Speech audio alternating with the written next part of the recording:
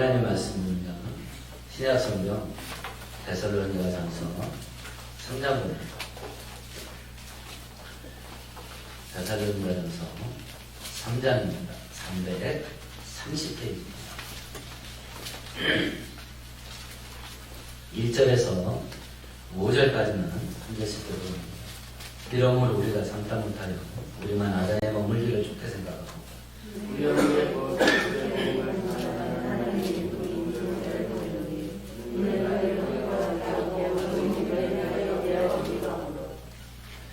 아무도 이 여러 환난 중에 흔들리지 않게 하려 하리라. 우리가 이것을 위하여 세움받은 줄을 너희가 친히 알리라.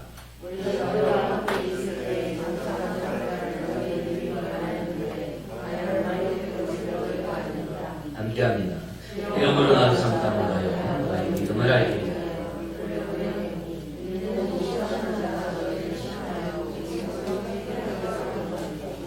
아멘. 코로나 확산 때문에 오랫동안 데살로니가전서 설교를 쉬었는데요. 앞에 있었던 사건들을 잠깐 요약을 해야 될 것 같습니다. 데살로니가 교회는 데살로니가라는 도시에 세워진 교회였고, 바울 사도가 두 번째 로마를 여행하면서 선교했던 선교 여행 중에 설립된 교회입니다. 성경을 보면 대략 3주 정도 바울 사도가 데살로니가에 머물면서 전도를 했고, 그 3주 동안에 예수를 믿고 모인 성도들이 만든 교회가 데살로니가 교회입니다. 유대인들이 공격을 했고 유대인들이 핍박을 했습니다. 사람들을 선동을 해서 예수 믿는 자들을 공격하기 시작을 했습니다. 그래서 바울 사도가 그 선교팀 전체가 데살로니가 교회를 떠날 수밖에 없게 됐어요. 그래서 바울 사도가 다음 도시였던 베레아를 거쳐서 아덴이라는 도시까지 왔습니다. 1절에 보니까 아덴에 도착해서 바울 사도가 이제 갓 태어난 신앙의 초신자들로 구성된 데살로니가 교회가 핍박을 받고 있는 가운데 이 교회가 살아남겠냐 이게, 그걸 염려해서 도중에 디모데를 데살로니가 교회로 다시 보내요. 사정을 알아오라고. 그리고 바울 사도가 고린도까지 이제 전도 여행을 떠납니다. 바울 사도가 고린도에 있을 때 디모데가 소식을 갖고 바울 사도에게 찾아와요. 다시 고린도로. 그 디모데의 데살로니가 교회의 상황을 보고를 받고, 데살로니가 성도들이 1년도, 이 사람들 예수 믿은 지 1년도 안 됐어요. 예수 믿은 지 1년도 안 됐고 교회 지도자도 없습니다. 그냥 초신자들끼리만 모여있는 교회예요. 그 교회가 놀랍게도 많은 환난과 고난 속에서도 믿음을 붙잡고 있고 신앙생활을 잘 하고 있다는 그런 보고를 받고 이 편지를 쓴 거예요. 첫 번째 편지를. 이 데살로니가 전서의 내용은 그래서 환난 가운데 믿음생활 잘하는 데살로니가 성도들의 믿음을 칭찬하고 그들을 격려하는 것이고, 그들이 큰 혼란 속에 빠졌던 게 있었어요. 그게 뭐냐면 이 부활과 재림이 어떻게 되는 거냐. 왜냐하면 바울 사도가 3주 동안만 하나님의 기본적인 말씀만 가르쳤기 때문에 말씀의 깊은 부분들을 성도들이 몰라요. 그러다 보니까 주님의 재림하심에 대한 그 재림 신앙이 혼란스러워 성경대로 바른 진리를 갖지 못한 상태에 있다는 걸 알고, 부활과 재림이 어떻게 될 건가? 재림 직전에 있을 마지막 때에 어떻게 될 건가? 이런 거에 대한 교훈을 주시기 위해서 이 첫 번째 편지를 쓴 겁니다. 이런 와중 속에 오늘 읽었던 본문은 바울 사도가 디모데를 다시 데살로니가 교회로 파송할 수밖에 없었던 이유, 그 이유에 대한 설명을 주시는 것인데, 오늘 성경을 살펴보면서 마지막 시대를 살아가는 우리가 서로에게, 내가 저 사람에게, 저 사람은 나에게, 서로가 서로에게 어떤 사람들이 되어야 될 거냐, 그리고 교회 안에서 우리가 어떤 식의 신앙생활을 해야 될 거냐, 이걸 바로 깨닫고 재림 직전에 사는 마지막 시대에 우리의 믿음들이 더 견고해지는 은혜가 있기를 축원드리겠습니다. 현재 데살로니가 교회의 상태를 보고받았네요. 그게 4절입니다. 같이 읽어봅시다. 우리가 너희와 함께 있을 때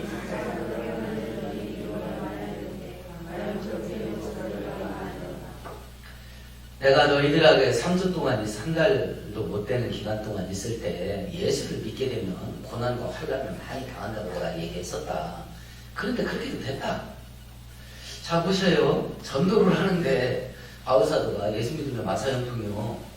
예수 믿으면 모든 질병 다 낫고 부자 되고 부귀영화 되요. 이렇게 전도를 하지 않았어요. 이제 금방 예수 믿은 사람이에요. 그리고 예수 믿으려고 예수를 믿게 하려고 전도를 하는 사람들이에요. 그 사람한테 뭐라고 말했냐면 예수를 믿게 되면 이 땅에서 고난 많이 받는다. 이걸 가르친 거예요. 예수 믿은 지 3주밖에 안 된 사람한테요. 자, 그러면 교회 다녀볼까 하고 교회 온 사람들한테 제가 이 말을 하면 어떻게 할 것 같아요? 그 사람이 은매 뜨거워 할 거 아니겠습니까? 야, 이거 뭔가 좋은 일이 있을까 싶어갖고 교회 다녀볼까 했는데 이거 사람이 처음 교회 가자마자 예수 믿으면 고난을 많이 당할 것이요. 이러면 누가 다니겠냐고요. 근데 그걸 가르친 거예요. 전도의 처음 첫걸음이 뭐였어요? 하나님 나라가 가까이 왔으니 회개해라. 너 죄인이야. 이게 전도의 첫 단추예요. 근데 점점 교회가 그러면 사람이 상처받으니 하나님 당신은 사랑받기 위해서 태어난 사람입니다. 이걸 제일 먼저 얘기하잖아요. 근데 이게 막 꼬여도 한참 꼬인 거야. 복음 전도의 첫걸음은 죄를 지적하는 거였어요. 당신 하나님 앞에 죄인이다. 그래서 회개해야 된다. 그리고 곧바로 얘기한 게 이 말씀에 순종하면 천국이고 이 말씀에 순종하지 않으면 지옥이다.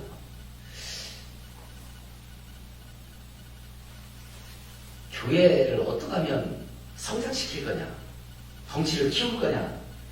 이 교회 성장하기 1980년대, 90년대 한국교회를 수준 적 있어요. 거기 보면 신점이 이런 말도 있습니다. 천국과 지옥 설교하지 마라. 사람들이 기분 나빠한다. 뭐 이런 얘기도 있습니다. 제가 실제 읽은 책 중에 책 많습니다. 그리고 또 하나는 주차장을 빨리빨리 해야 된다. 사람들은 주차 불편한 교회는 안 간다. 우리 음식점 찾아다닐 때 그러잖아요. 맛집이 있는데 주차가 불편해. 그거 웬만하면 안 가죠. 맛이 조금 떨어지는데 주차장이 운동장이야. 그럼 그집가잖아요. 교회도 똑같다. 그러니까 빨리 사람들을 많이 오게 하고 싶으면 빨리 주차장을 넓혀라. 실제로 그런 책들이 막 한동안 유행이었어요. 근데 성경은 반대로 얘기해요. 지금 예수 믿은 지 3주밖에 안 된 사람한테 바울사도가 예수를 믿게 되면 고난과 환난을 많이 당할 거다. 라고 내가 너희들한테 얘기하지 않았냐. 그리고 내가 말한 대로 내가 지금 고난 당하고 있다. 이 얘기를 하는 거예요. 자, 그럼 이 시대에 우리가 예수 믿는다 하고 교회 다니는 우리의 마음가짐이 어디에 있냐, 이게 대체. 어디에 있는가? 지금 데살로니가 교인들이 고난당하는 고난의 방향은 두 방향에서 와요. 첫 번째는 유대인들이 데살로니가 시민들을 선동을 해서 기독교 교회를 공격합니다. 그러면 유대인들은 왜 예수 믿는 동족들인 유대인들을 공격하고 유대인들은 왜 예수 믿는 이방인들을 공격하는가? 잘못된 선민사상 때문에 그래요. 우리만 하나님께 선택받은 아브라함의 족속이다, 후손이다. 근데 하나님께서는 성경에 보면 특별히 솔로몬이 성전 짓고 하나님 그 제단 위에 올라가서 하나님께 감사 기도를 드릴 때 이 성전을 향해서 어떤 일이 있든지 기도하면 들어주십시오 라고 하는 내용으로 막 길게 기도를 합니다. 그 중에 이런 기도가 있어요. 서로 이방인이라 할지라도 저가 하나님의 은혜를 사모해서 이 성전에 오거나 혹은 이 성전이 있는 곳을 향하여 기도하거든 그 기도를 들어주옵소서. 하나님께서 아브라함과 그 후손들을 택한 거 맞아요. 그 아브라함과 후손들을 택한 이유가 뭐냐면, 자, 제 뒤에 제가 사과 장사입니다. 사과 농사를 짓고 막 수천 박스 싸놨어요. 그리고 이제 사과를 사러 온 사람들한테 내 사과를 소개하는 겁니다. 수천 박스가 있는데 그 중에 하나를 딱 꺼냈어요. 그리고 사람들에게 보여주면서 내가 농사진 이 사과의 성분, 이 사과가 몸에 어떻게 좋은지, 영양소가 뭐가 있는지 그걸 막 장황하게 설명했습니다. 이 사과가 이렇게 좋은 거다. 근데 이 사과는 전체 사과에 대표하는 거예요. 하나님께서 아브라함과 그 후손들을 딱 선택을 해가지고 세상에 보여준 거예요. 나를 잘 믿으면 이렇게 돼. 얘네들처럼 돼. 내가 명령한 말씀에 순종하면 얘네들처럼 돼. 그리고 이 사람들에게 말한 거예요. 내가 얘네들을 세상에 복의 근원으로 선택을 했으니까 내가 하라는 대로만 해. 그래서 하나님께 선택을 받고 하나님께 말씀하신 대로 순종하는 자들이 어떻게 되는지 이 사람들이 모델이에요. 그래서 세상 모든 사람들이 이 사람들을 보고 아 나도 저렇게 살고 싶다 해서 하나님에게 받는 은혜를 시기신나게 만들어가지고 사람들이 하나님께 돌아오게 할 모델로 선택한 게 하나님의 계획이었어요. 근데 딱 선택받은 자들이 어떤 마음을 가졌냐면 특권의식을 가진 거예요. 하나님의 은혜는 우리 거요. 이래버린 거예요. 니네하고 절대로 못 나눠. 문을 닫아버려, 문을 닫았어. 그래서 하나님께서 예수 믿는 모든 사람들에게 구원의 은혜, 하나님의 자녀되는 은혜를 베푸시기로 작정을 했는데 유대인들은요, 미친듯이 나와서는 거예요. 이건 우리 거라고. 그래서 예수 믿는 동족인 유대인들을 공격한 거예요. 하나님의 은혜가 예수를 믿으면 모든 이방인도 동일하게 받는다. 이렇게 가르치니까. 그래서 공격했던 것이고요.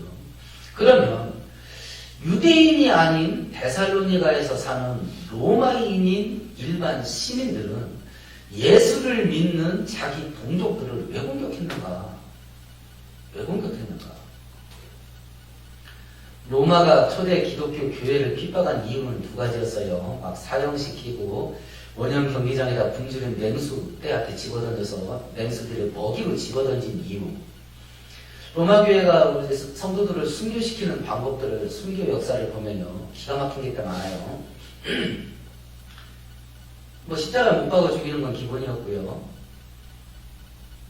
맹수들의 밥으로 준 것도 그렇고, 심지어는 사람 몸에다가요 초 있죠, 초, 양초, 초로 싹 씌워버려요. 머리만 남겨놓고. 그리고 머리에다 불을 붙여버리는 거예요. 그러니까 사람이 심지에 심지. 그러면 발톱 끝까지 탈 때까지 타는 거예요. 이런 일이 되거든요. 그러면 로마가 초대교회를 이렇게 핍박한 이유가 뭘까? 두 가지예요. 첫 번째는 불신자예요. 놀랍지요? 불신자예요. 무신론자. 신을 인정하지 않는 자라 해서 사형을 시켰어요. 로마 제국은 수많은 민족과 수많은 나라들을 정복을 해서 형성된 나라이기 때문에 그 나라를 하나로 지탱함에 있어서 분열의 씨앗이 되는 언어, 문화, 풍습, 종교, 이건 전부 100% 자유였어요. 100% 자유예요. 어떤 신을 섬기든지, 어떤 풍습과 어떤 문화를 유지하든지 이 마음대로예요. 일본 사람들이 우리나라에서 민족 종교를 끊는다고 머리를 자르고 있어요. 머리 기르고 싶고 반대로예요. 우리나라 근대 역사를 보면요, 외정시대 때 그 역사를 보면 희한한 일이 많아요. 사진 기술이 우리 한국에 도입돼요. 조선 사람들이 깜짝 놀랍니다. 아무도 사진 안 찍어요. 이유가 뭔지 아세요? 영혼을 도둑질 당한다고 안 찍었어요. 근데 어느 순간인가 저마다 사진 찍으려고 줄을 이었어요. 그때가 언제인지 아십니까? 단발령 때였어요. 머리 자르게 했을 때. 부모에게 받은 온전한 모습을 마지막으로 사진 찍고 머리 잘랐다니까, 조선 백성들이. 그거 가지고 밀란이 일어났잖아요. 머리 자르는 문제 때문에. 그러니까 로마 제국은요, 뭐든지, 그러니까 로마 법에 어기지만 않으면, 반란만 일으키지 않으면, 모든 문화, 모든 종교 다 자유해요. 근데 예수를 믿는 자들은 예수만 신이라고 하니까 다른 신들을 무시해버리는 거예요. 인정을 안 하는 거예요. 그래서 무신론자라는 제목으로 사용당했어요. 두 번째는 반역자예요. 로마 시대에는 황제를 살아있는 신으로 숭배를 했어요. 황제 숭배. 지금 사회학자들은 북한을 종교집단으로 봅니다. 세뇌된 종교집단으로 가요. 김정은을 교주로 보는 거예요. 신으로 숭배. 그게 80년 동안 세뇌되니까 그대로 합니다. 불가능한 것 같죠. 지금 이만희가 신이잖아요. 금산의 정명석이 신입니다. 세뇌되면 그게 가능해요. 살아있는 사람은 신으로 섬기는 거는. 근데 어떤 기독교인도 살아있는 로마 황제를 신이라고 인정을 안 했어요. 그래서 황제를 인정하지 않는다. 반란죄, 역모, 역적죄를 죄명으로, 두 가지 죄명으로 사형을 당하는데, 이것이 지금 데살로니가 교회 성도들에게 그대로 보여지게 될 거예요. 근데 예수 믿은 지 3개월밖에 안 된 사람들이 그걸 버티고 있는 거예요. 예수 믿은 지 3개월밖에 안 되는 이 세신자들이요. 그걸 버티고 있고 그런 환경이 있기 때문에 바울 사도가 이제 디모데를 파송을 하게 되는 것이요. 그럼 이 시대를 우리가 보는 거예요. 앞으로 이 시대가 예수 믿기 편한 시대가 될 거냐, 예수 믿기 힘들어지는 시대가 될 거냐. 두 가지 면에서 힘들어지는 시대가 돼요. 가장 힘든 첫 번째 요소는 뭐냐면 세속화예요.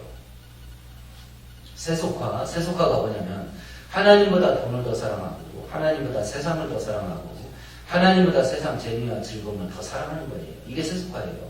세상 것을 더 좋아하는 거. 그런데 이 세상이라는 덩어리 자체가 이 방향으로 막 파도처럼 밀려가는 거예요. 그러니까 이대로 안 살려면 물결을 거슬러 올라가야 되는데, 이 물결에 따라 흘러가지 않는 것 자체가 고난이에요. 이거 자체가. 우리가 수요일날 성경을 살펴봤습니다. 로마서 12장 2절에 너희들은 이 세대를 공부하지 말아라. 이 세대가 그렇게 흘러가는 거거든요. 그러니까 우리가 신앙생활 이렇게 돈이 신으로 섬겨받고, 성공과 출세가 신으로 섬김을 받고, 편하고 재밌고 즐기면서 사는 것이 신이 된 이 시대 속에 이 흐름 따라 가지 않는 것 자체가 이 고난이에요. 고난입니다. 큰 이목거리죠. 두 번째는 실제적으로 이제 물리적인 핍박들이 실제가 될 겁니다. 점점 세상은 북한이나 이슬람 지역에서 있었던 일들 같은 일이 많아지게 될 거예요. 예수 믿는 믿음 때문에 죽임을 당하고 감옥에 갇히고 고문을 당하게 되고 전 재산을 빼앗기고 모든 직장과 생존에 필요한 것들을 다 빼앗기는 이런 지역들이 점점 넓어지게 될 겁니다. 우리 자유민주국가에서는 감옥에 가고 고문당할 일은 없겠습니다만 정부가 신천지 다루는 것을 주의 깊게 보세요. 주의 깊게 봐야 될 이유가 뭐냐면 신천지 종교집단으로 봅니다. 정부가 기독교를 뭘로 보겠어요? 종교집단으로 봅니다. 똑같아요. 그러면 지금 신천지를 향해서 정부가 해로운 집단이다, 반사회적인 집단이고 유해 집단이다 하고 규정을 했어요. 저거 해로운 집단이야 라고 규정하는 권리를 누가 갖고 있어요? 정부가 갖고 있습니다. 국가가 갖고 있는 게 아니에요. 국가는 행정부, 사법부, 입법부, 그리고 우리 국민들, 그리고 이 나라의 땅, 영토, 이런 모든 것들이 종합된 게 국가예요. 청와대는 국가가 아닙니다. 국가의 일부인 행정부예요. 근데 행정부의 기능이 점점 커지다 보니까 사람들이 행정부를 국가라고 생각할 거예요. 행정부가 규정을 합니다. 그러면 행정부가 나라를 통치하는 정책을 펼쳐나가는데 교회가 계속 딴지 걸면 어떤 판단을 할 것 같아요? 교회는 자기는 국가가 아니에요. 행정부지. 근데 행정부는 말만 열면 자기들 국가라고 해요. 전 세계가 다 그래요. 그래서 행정부의 최고 우두머리, 대통령이나 수상은 나중에 신호도 섬김밖에 되는 일이 또 생길 거예요. 기독교는 위의 집단이야 라고 규정 내리면 됩니다. 그 권리를 행정부가 갖고 있어요. 그 규정을 내리게 되면 이제 신천지에 그대로 따라옵니다. 유해 집단, 반사회적인 집단으로 규정을 하게 되면 이제 시설물 폐쇄할 것이고, 지금 춤추면 도는 클럽 행정명령 내렸죠. 영업하지 마. 집회금지. 시설물 통제합니다. 그리고 가혹한 벌금 내릴 겁니다. 모이면. 법인을 취소하게 되면 모든 재산은 국고로 환수될 겁니다. 이 자유국가에서 합법적으로 이런 움직임들이 벌어진다면 진짜 예수님 올 때 된 거 아니에요? 그게 진짜 계시록 시대로 들어간 거 아니겠습니까? 근데 잘하면 우리 살아생전에 그걸 볼 수 있다니까요. 잘하면. 그러면 우리가 내 스스로 생각을 해야지요. 그러면 예수 믿고 사는 것이 나에게 지금 어떤 의미가 있냐. 예수 믿고 산다는 게 예수를 잘 믿어서 은혜와 축복을 받고 부자되고 성공하고 출세하고 건강하고 행복하게 즐겁게 사는 거 목사님 저도 소원합니다. 그래서 짧은 인생 살면서 이런 식의 은혜와 축복을 받아서 하나님이 기뻐하시는 일을 신바람나게 하면서 살다가 나 죽어서 천국 가고 싶다. 이게 목사님 저에게도 소원이에요. 그리고 내 자식도 그렇게 살았으면 좋겠어요. 그래서 이런 복이 내 자녀들에게 부어지게 되라고 기도도 해요. 근데 이게 전부냐. 성경은 하나님께서 이런 은혜도 주실 수 있는 하나님이라 이렇게 말씀하시지만 오늘 본문은 또 반대되는 걸 말해요. 예수를 믿게 되면 고난과 환난을 수도 없이 겪게 될 거다. 거기에 대한 준비도 있어야죠. 예수 믿고 은혜 받고 축복받는 것에 대한 사모함도 있어야 되겠지만 동일한 하나님께서 예수를 잘 믿게 되면 고난과 환난이 수도 없이 쏟아져 내린다 라고 말씀했으니 혹여라도 이 고난과 환난이 나에게도 쏟아진다면 나는 어떻게 할 건가 라고 하는 자기만의 각오, 자기만의 대답이 있어야 될 거 아니에요. 내가 예수 믿는 것 때문에 감옥에 간다면 신앙생활 계속 갈 거냐 말 거냐. 내가 예수 믿는 것 때문에 고문을 당한다면 믿음을 계속 붙잡을 거냐 버릴 거냐.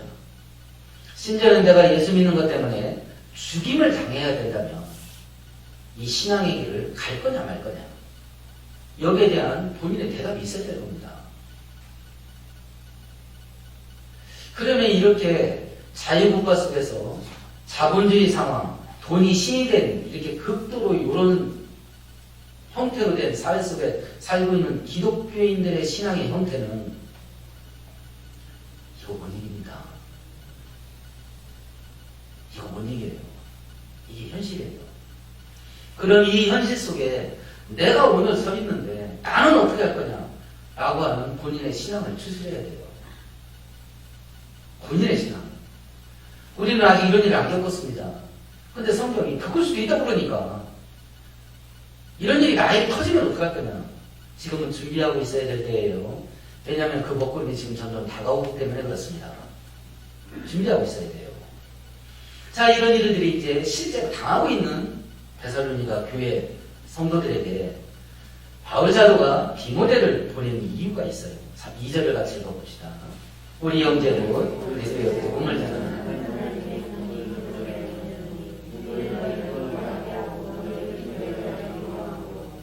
디모데를 보낸 첫 번째 이유, 너희를 굳건하게 하려고 한다. 굳건하다. 굳게 한다. 이 단어의 한글 뜻은 시멘트 콘크리트 떠올라요. 단단하게 만드는 거, 딱딱하게 만드는 거, 굳건하게 하는 거. 그런데 원문의 뜻은 그런 뜻보다는 어디에 찰싹 달라붙어 있는 거예요. 찰싹 달라붙어가지고 잘 안 떨어지는 거. 어디에다 뿌리를 깊게 내려가지고 견과가 붙어 있는 거. 본드 생각하시면 되겠어요. 견과 안 떨어지게 붙여놓는 거. 내가 디모데를 너희들에게 보낸 것은 너희들을 딱 달라붙게 하려고 보냈다. 그럼 어디에다 달라붙게 하는 거예요? 예수에게 달라붙게 하는 거예요.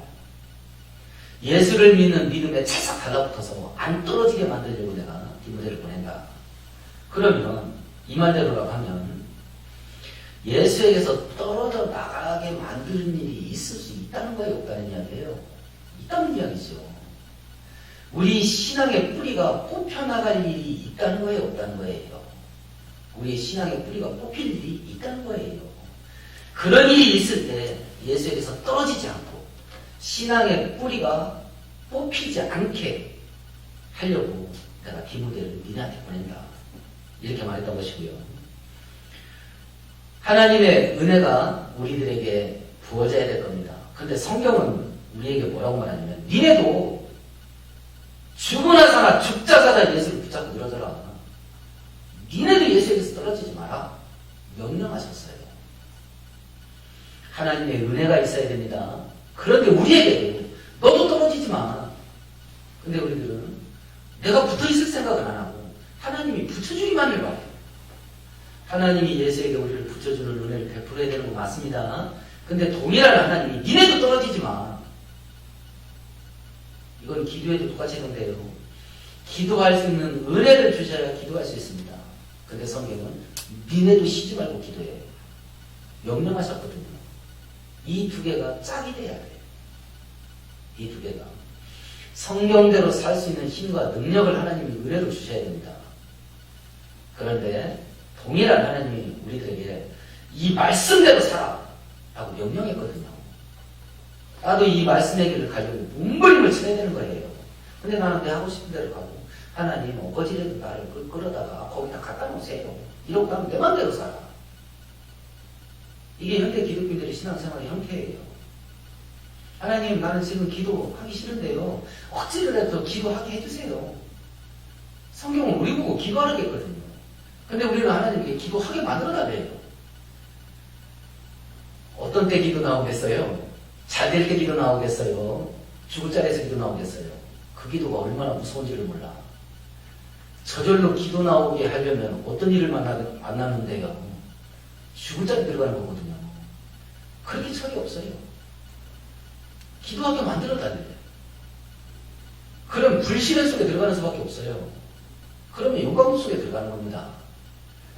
이 두 개를 하나님 동시에 말씀하셔요. 뭐가 됐든지 하나님이 은혜를 주셔야 돼요. 근데 그 하나님 우리에게 똑같이 말합니다. 니네 배. 니네 배. 바울 사도가 이 연약한 교회에 핍박을 당하고 있는 교회에 디모데를 보내서 이 초신자들을 예수를 믿는 믿음에 찰싹 받아붙게 하기 위해서 디모데를 보낸다. 이렇게 말씀하고 있고요. 두 번째 이유는 2절 끝절에 보면 너희 믿음에 대하여 위로해 주려고 한다. 달래주는 거 그게 위로인데 원문의 뜻은 이거보다는 격려예요. 강한 격려. 더 잘 싸우게. 사기를 불러일으키는 거예요. 전투 의지를 뜨겁게 만들어주는 거. 그 단어예요. 지금 고난과 환난을 당하고 있습니다. 그 앞에서 전투 의지를 불같이 일어나게 해주는 거예요. 기가 죽고 사기가 떨어지게 만드는 게 아니라 사기를 불같이 일어나게. 그렇게 해주려고 디모데를 보낸다. 이렇게 말씀을 합니다. 세 번째 이유는 3절입니다. 3절 같이 읽어보십시다. 아무도 이 여러 환난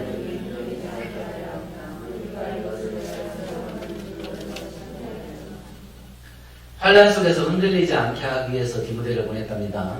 근데 환난이 몇 가지래요? 한 가지 혹은 두 가지, 여러 가지. 이 환난은 죽을 때까지 떠나지 않을 겁니다. 계속 파도처럼 연이어 올 겁니다. 연이어 올 거예요.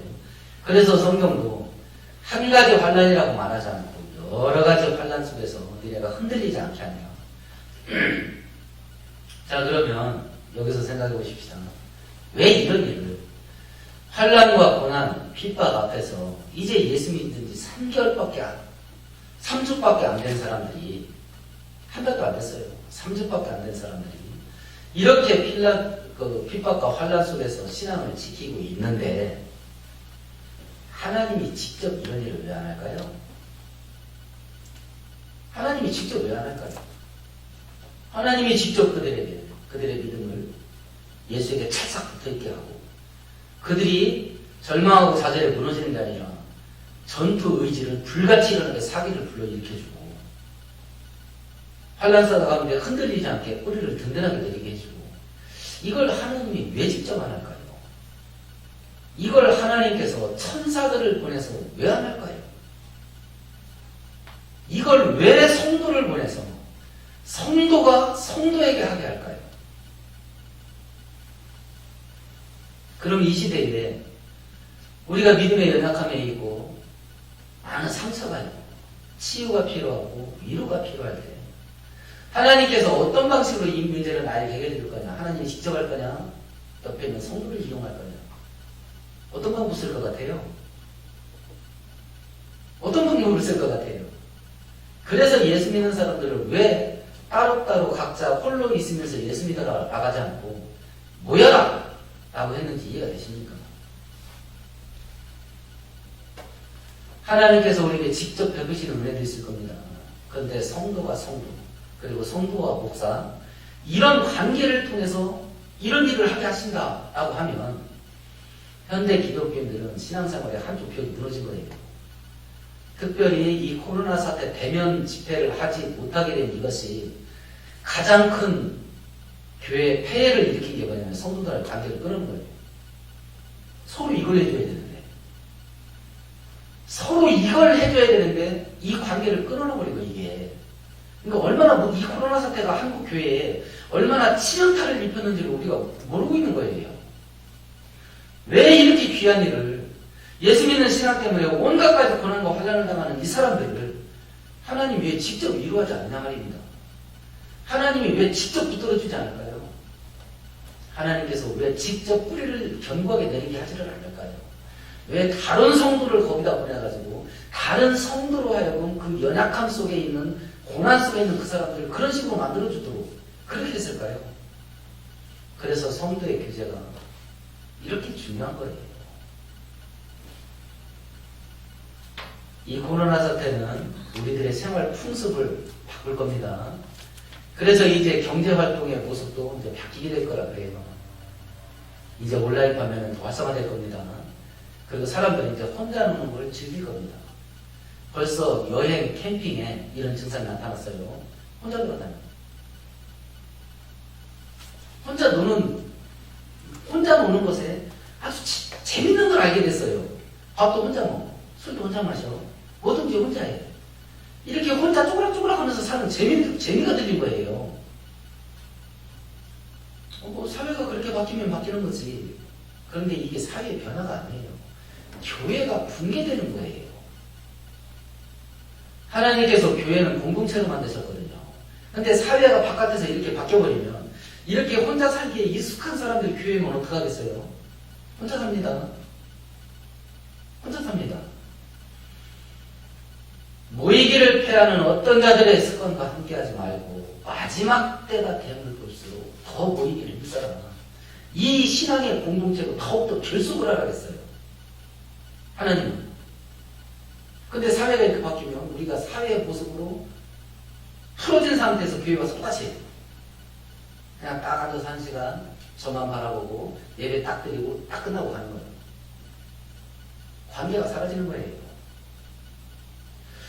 그러면 지금 제가 서두에 우리가 서로에게 어떤 사람이 되어야 될 거냐.